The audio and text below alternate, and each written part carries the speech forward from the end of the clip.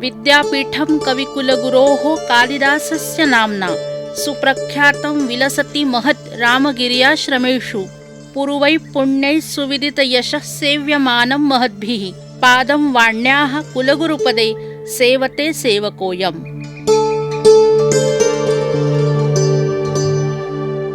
भारत के हृदय स्थान में स्थित नागपुर नगरी के पास प्रख्यात तीर्थ क्षेत्र है रामटेक। रामगिरी पर प्रभु श्री रामचंद्र जी का मंदिर तथा प्राचीन वाकाटकों के राज्य का साक्षी नगरधन किला, जैन मंदिर इत्यादि अनेकानेक ऐतिहासिक निशानियां रामटेक की पहचान है। इन इतिहास के पन्नों में एक महत्वपूर्ण सुवर्णांकित पत्र है संस्कृत महाकवि कविकुलगुरु कालिदास का। रामगिरी पर निवास कर महाकवि कालिदास ने विश्वविख्यात मेघदूतम खंड काव्य की रचना की। मेघदूतम के प्रणयन का साक्षी यह रामगिरी रामटेक संपूर्ण भारतवर्ष में चिरस्मरणीय रहे, ऐसी प्रभु श्री रामचंद्र की ही इच्छा। इसी इच्छा का प्रकटन सर्वप्रथम प्रस्फुटित हुआ भारत के आदरणीय प्रधानमंत्री, अनेक भाषाविद तथा संस्कृत प्रेमी व विद्वान श्री पी.वी. नरसिंह राव जी द्वारा। उनकी प्रेरणा से और महाराष्ट्र के तत्कालीन मुख्यमंत्री माननीय श्री सुधाकरराव जी नाईक ने तत्काल शुभ संकल्प की सिद्धि हेतु एक सदस्यीय समिति की रचना की। इस एक सदस्यीय समिति के सदस्य थे महाराष्ट्र के बहुशास्त्र कोविद, प्रशासन निपुण, तेजस्वी युवा विद्वान तथा संस्कृत प्रेमी डॉक्टर श्रीकांत जिस्कार जी। उन्होंने संपूर्ण भारत के संस्कृत विश्वविद्यालयों का सूक्ष्मता से अध्ययन करके एक सुविस्तृत प्रतिवेदन महाराष्ट्र सरकार के समक्ष प्रस्तुत किया। माननीय मुख्यमंत्री श्री मनोहर राव जोशी जी के कार्यकाल में सन 1997 में महाकवि कालिदास के रामगिरी अर्थात रामटेक से संलग्न ऋणानुबंध का समादर करते हुए रामटेक नगरी में महाकवि के स्मृति रूप कविकुलगुरु कालिदास संस्कृत विश्वविद्यालय की स्थापना हुई। सन 1997 से 2022 तक का यह 25 वर्षों का सफर विश्वविद्यालय के रामटेक स्थापना से विश्व प्रतिष्ठित होने की गौरवपूर्ण यात्रा रही। स्थापना तो हुई परंतु चुनौतियां भी बहुत थी। अत्यल्प मानव और अल्प आर्थिक संसाधन यही प्रमुख समस्याएं थी। इन्हीं समस्याओं के साथ विश्वविद्यालय के संस्थापक प्रथम कुलपति अर्थात कुलगुरु रूप में नियुक्ति हुई प्रख्यात संस्कृत विद्वान तथा प्रशासन कुशल डॉक्टर पंकज चांदे महोदय जी की। संस्कृत का प्रचार प्रसार ही विश्वविद्यालय स्थापना का मूल उद्देश्य है। इसी को ध्यान में रखते हुए संस्कृत प्रसार प्रचारार्थ युगानुकूल विभिन्न अभ्यासक्रमों का निर्माण, प्रशासकीय और शैक्षणिक स्तर पर परिवर्तन तथा जने जने संस्कृतम यह ध्येय प्रत्यक्ष कार्य रूप में उतारने के लिए समाज को साथ लेते हुए डॉक्टर चांदे जी ने कालिदास संस्कृत विश्वविद्यालय को सुचारू, नियोजनबद्ध तथा दूरदृष्टि से आकार देकर समाज में गरिमा के साथ प्रतिष्ठित किया। विश्वविद्यालय का ध्येय वाक्य राष्ट्रहिताय संस्कृतम हमारी प्रेरणा व ऊर्जा का केंद्र बिंदु बना।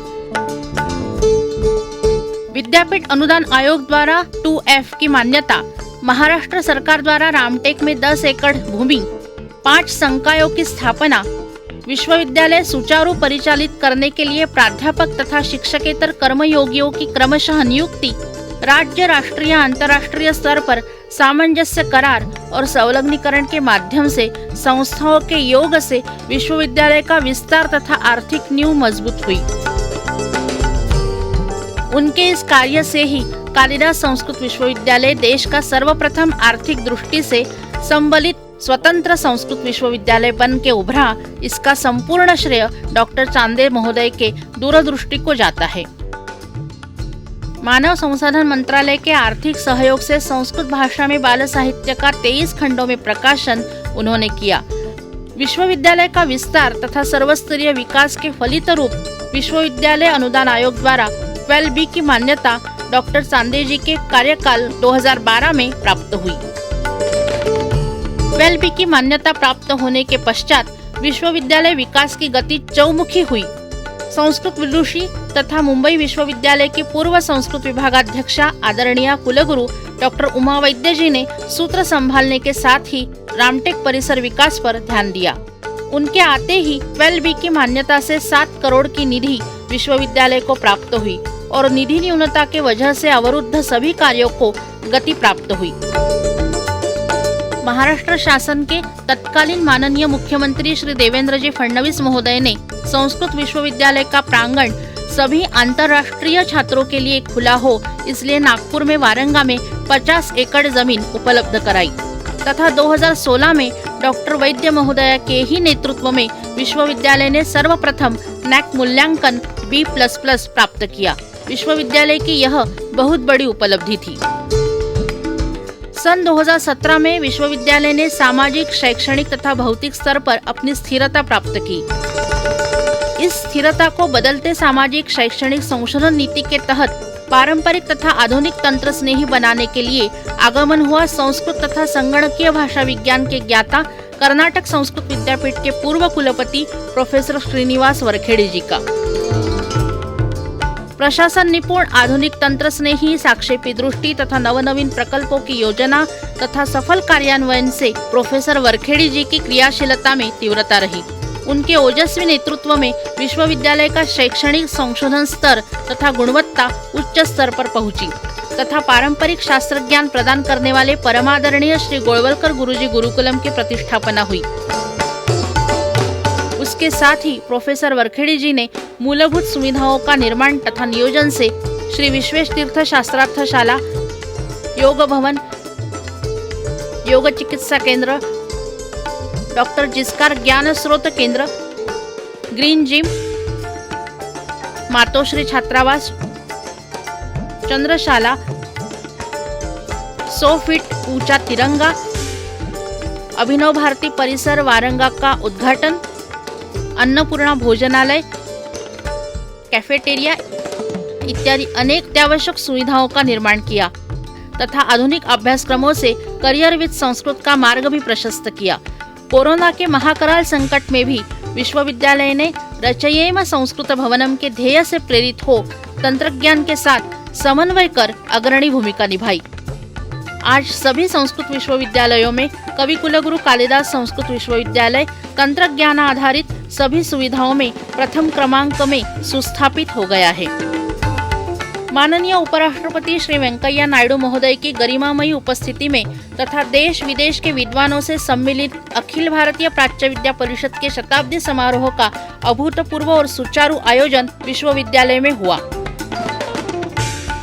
अभ्यासक्रम और संशोधन स्तर पर गुणवत्तापूर्ण परिवर्तन, सुनियोजित NAC मूल्यांकन के लिए प्रदीर्घ प्रयत्न द्वारा विश्वविद्यालय को NAC द्वारा A+ मानांकन प्राप्त हुआ है। भारत के संस्कृत विश्वविद्यालयों में प्रथम मानांकन तथा महाराष्ट्र में 6वां स्थान, नवोन्मुख विश्वविद्यालय पुरस्कार, ISO मानांकन, सन्मान्य आचार्यों द्वारा प्राप्त राष्ट्रीय तथा राज्य पुरस्कार, इन सभी उपलब्धियों से विश्वविद्यालय की कीर्ति पताका देश विदेश में फैली है। इसके साथ ही डॉक्टर चांदे तथा डॉक्टर वैद्य जी द्वारा रामटेक में शुरू किए गए विकास कार्य अप्रतिहत रूप से ग्रामीण स्कूल के बच्चों तक, समाज के विविध भागों तक पहुंचाने का सफल प्रयास किया।